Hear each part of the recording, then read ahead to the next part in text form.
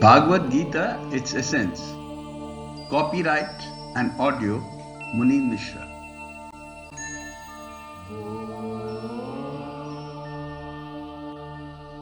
Chapter 1. Arjun's Dilemma. Lamenting the consequence of war. On Kurukshetra plains, Arjun uncomfortably, with the consequences of war visible clearly.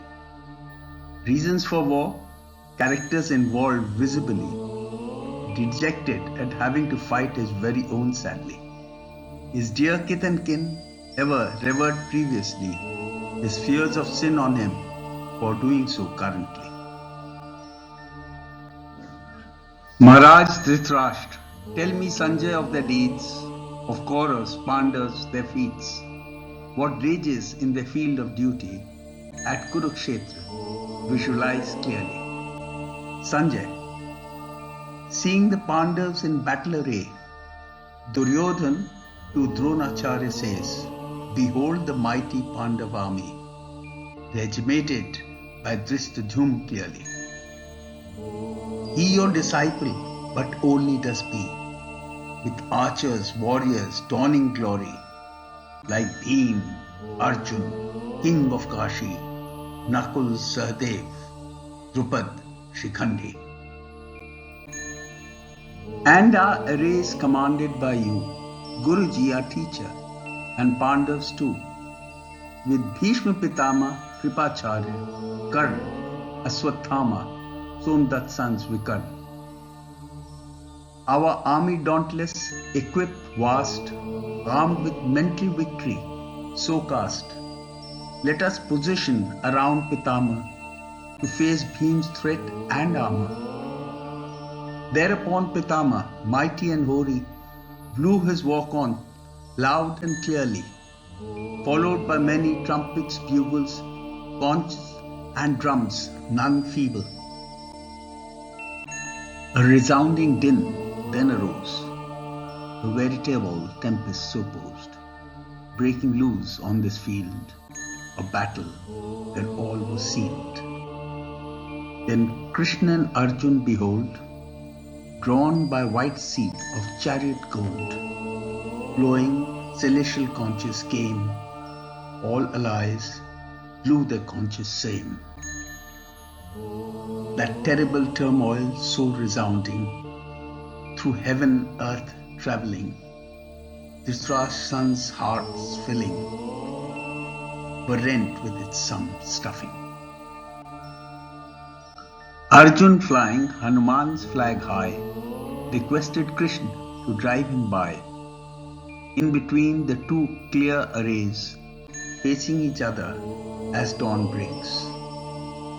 He wanted to see who his enemy be, siding with Duryodhan, but surely, who thirsted for war with him clearly, where death will be the only certainty.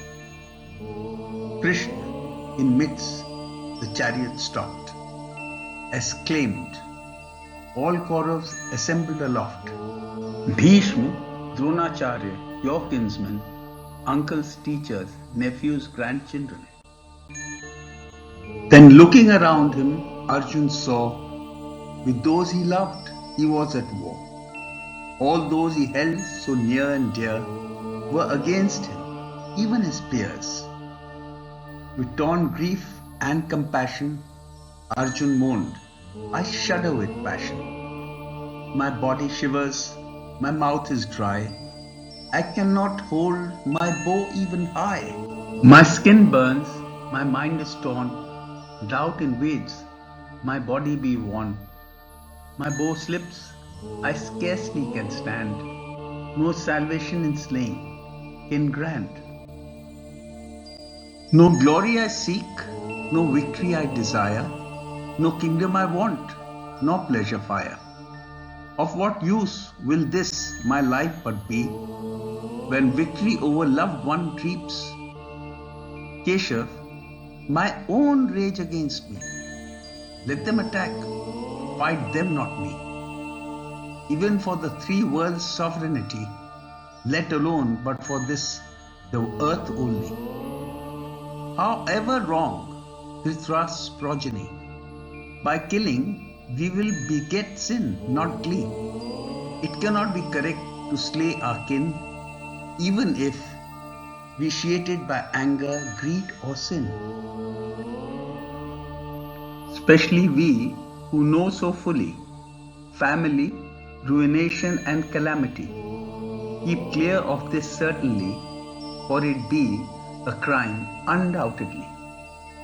With the downfall of the family, lost be the household piety, and mashed it be but in reality, in the vice's grip absolutely. When the virtue flees, women fall, fruits of wickedness we doom for all, even true for its destroyer too. Certainly that is what is brewed. Neglect of rituals, funeral obligations, ruins the family and its traditions, causes anguish to ancestors' souls, and but languishes in hell's abode. I would not seek this path of sin, preparing to annihilate my own kin. For the sake of any such empire, I want no war, let me retire. He then discarded his bow and arrow, overcome with grief, profound sorrow, resigned himself in his chariot meekly on the fateful battlefield with melancholy.